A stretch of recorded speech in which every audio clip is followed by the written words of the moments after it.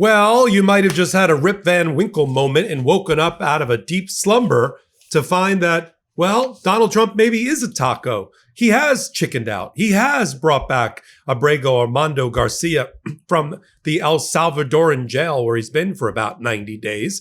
The federal judge just a day or so ago was about to find him in contempt, or at least she granted permission for the other side to finally file on behalf of Armando Garcia their motion for contempt. And now Donald Trump brings him back under a phony indictment with a press conference to match by Pam Bondi, who talks about him being a gangbanger and a murderer and a wife beater. But that's not what's in the indictment. And the indictment is obviously a ruse to give cover for the Trump administration to bring him back, which does not, by the way, solve the problem of the contempt proceeding before Judge Xinis in Maryland. I tie it all together the only way I know how, without blowing smoke or sunshine, right here on the Midas Touch Network and on Legal AF. Let's get into it. Armando Garcia had an order. Sounds like I'm starting a nursery rhyme. He had an order from a federal judge, an immigration judge, not to be sent to El Salvador under fear of death. ICE, under Donald Trump, knew of the order, put him on the plane in the middle of the night anyway, to get him away from federal jurisdiction before a federal judge could act. Judge Xinis, a judge in Maryland, ordered his return in order to give him the habeas corpus and due process rights to which he was entitled in the United States. Notice and due process, the very foundation of our justice system. Donald Trump refused to tell her why he couldn't bring him back, and the Trump administration, and refused to tell her what efforts were being made to facilitate. And in fact, at numerous times said they were not going to bring him back. And they were never going to bring him back under any circumstances, and taunted the judge and ultimately the United States Supreme Court. The United States Supreme Court got the case, and they ruled 9-0 back on April 10th that he needed to be returned. April the 10th. It's almost 2 months ago. And in the meantime, they've been playing cat and mouse with a pissed off Judge Xinis, refusing to tell her where he is, refusing to bring him back, refusing to say what steps have been taken. And she's had it. And after giving discovery and exchange of information by both sides, granting that request, she now, just the day before yesterday, granted the request by the Armando Garcia plaintiff's team to file a motion for sanctions and for contempt. She's going to find them in contempt. And now the sudden miraculous event of Armando Garcia being finally returned. He didn't just wander in from the prisons of El Salvador. Being returned purposefully by the Trump administration just proves the point that they always had the ability to bring him back. What are they going to point to? A May 21st, 2025 indictment? And wait till you hear Pam Bondi describe this guy and then try to explain to a question from the press why none of the things they've said about Armando Garcia, his MS-13 tattoos, false. The fact that he's a gangbanger, whatever that phrase means, I shudder to think what they think it means, that he is some sort of murderer or done something else. None of that's in the indictment. How do I know I got the indictment? Let's go over it. And then I'm going to talk about what Judge Xinis is going to do next. Because if the Trump administration thinks they're out of the woods, because they brought him back finally, even under the ruse of bringing him back to face charges in Tennessee, good luck. There's going to be an order, write it down now. There's going to be an order to show cause by Judge Xinis as to why she should not continue to find them in contempt now that they've proven that they could always bring Armando Garcia back, and despite the orders by Judge Xinis, they haven't. This only proves her point. Now, let's go to the indictment, which has been sitting around since May the 21st, and Pam Bondi's press conference. Before you get to the press conference, let me tell you, I've never seen a human being, not in a hostage video, blink more than Pam Bondi when she's being asked questions. It looks like, it's almost like Westworld. Like she's starting to flatline. I'm expecting two guys in white robes, white jackets to come in and take her away for reprogramming. It's that bad. Now, I have the indictment. Let's play Pam Bondi first and the pointed question to the press that she obviously was not prepared for. Let's roll the clip. Maybe I misunderstood you, but you were mentioning, that he had some involvement in a murder, or was connected to groups that had, involved with this other smuggling ring. But to be clear, the only charges he's facing right now are the, human smuggling charges. Just this that's the one offense, but the other things that you have talked about are not actually in the indictment? No, co-conspirators allege that, and we were clear to say that. He is charged with, it's not only very serious charges of alien smuggling.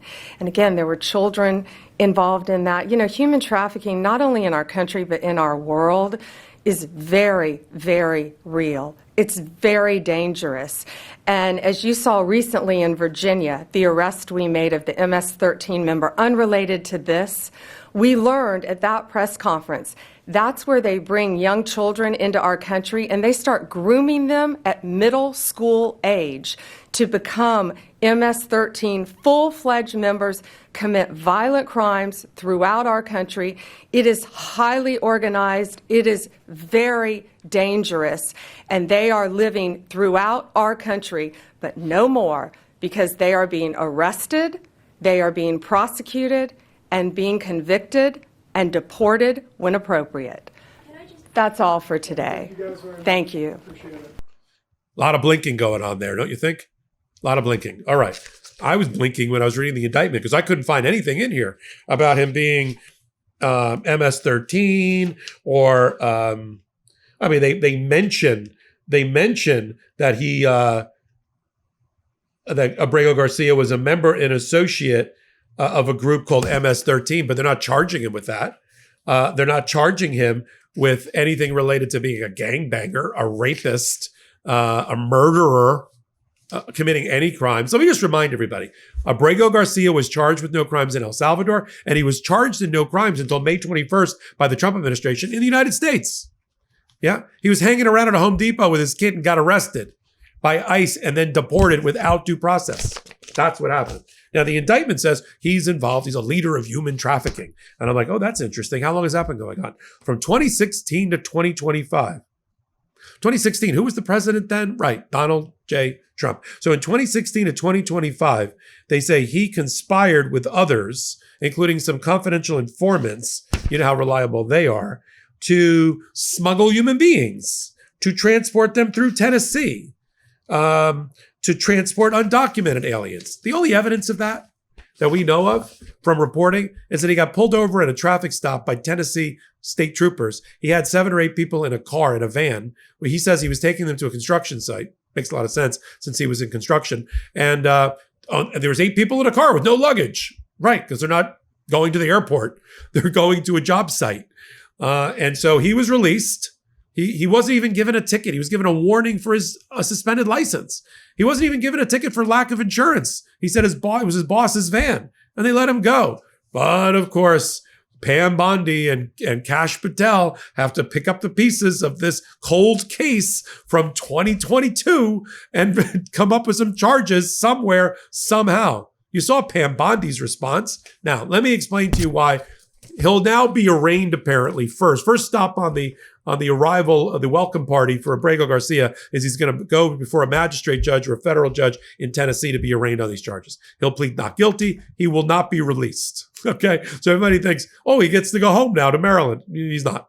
He's going to be held in a federal detention center in Tennessee, I assure you, and he will not be granted bond or bail. However, that doesn't mean that Judge Xinis in Maryland, who really has jurisdiction over him and over the lawyers for the Department of Justice, isn't going to order that they immediately bring him to her courtroom.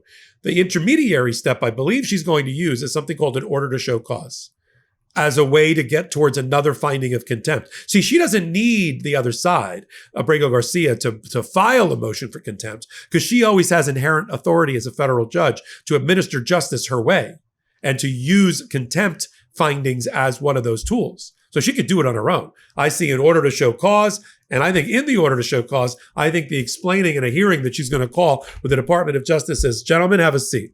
Explain this to me. I've been waiting since April the 10th with the Supreme Court ruling for you to tell me for the last 2 months why you haven't brought him back, how you haven't brought him back, where who, what, where, and why. And in particular, what steps you've taken to bring him back. You've obviously taken steps now because he's on a plane or he's now back in the United States. Indicates to me you always had custody and control over him. You always had the ability to bring him back. And your refusal to tell me, despite Supreme Court affirmation, where he was, when he was, and all the rest of that trolling and taunting that you did about Armando Garcia seems to be the very essence of contumacious behavior. And I should find you in contempt. Tell me why I'm wrong. Speak. That's how that hearing's going to go. I keep checking the docket before I did my hot take. This is a fast-moving story to see if she's already issued something like an order to show cause. She will. I'll come back on and report on it right here on the Midas Touch Network. And of course, on Legal AF, you're here on Legal AF. Take a moment because you're going to want to subscribe. You're going to want to hit the subscribe button so that you can get reminders whenever we put up hot takes like this one at the intersection of law and politics. Especially fast-moving stories at that intersection. This matters to our way of life. How we treat the Armando Garcias of the world matter to me as an American. It's un-American what we've been doing to him so far. And hopefully that will change. My money's on Judge Xinis. She'll see right through this ruse of this indictment in Tennessee. She'll call the DOJ and Trump administration and maybe Pam Bondi herself onto the carpet. And that press conference didn't help. It only hurt. It only proved the contumacious conduct of the Trump administration. I'll continue to follow it. I'm Michael Popok. I'm Michael Popok, and I got some big news for our audience. Most of you know me as the co-founder of Midas Touch's Legal AF and the Legal AF YouTube channel, or as a 35-year national trial lawyer. Now, building on what we started together on Legal AF, I've launched a new law firm, the Popok Firm, dedicated to obtaining justice through compassionate and zealous legal representation. At the Popok Firm, we are focused on obtaining justice for those who have been injured or damaged by a life-altering event by securing the highest dollar recoveries. I've been tirelessly fighting for justice for the last 35 years, so my own law firm organically building on my Legal AF work just feels right. And I've handpicked a team of top-tier trial fighters and settlement experts throughout all 50 states known as big auto injury attorneys who have the know-how to beat heartless insurance companies, corporations, government entities, and their attorneys. Big Auto's attorneys working with my firm are rock stars in their respective states and collectively responsible for billions of dollars in recoveries. So if you or a loved one have been on the wrong side of a catastrophic auto, motor vehicle, rideshare, or truck accident, suffered a personal injury, or been the victim of medical malpractice, employment harassment or discrimination, or suffered a violation of your civil and constitutional rights, then contact the Popok Firm today at 1-877-POPOK-AF or by visiting my website at www.thepopokfirm.com and fill out a free case evaluation form. And if we determine that you have a case and you sign with us, we don't get paid unless you do. The Popok Firm, fighting for your justice every step of the way.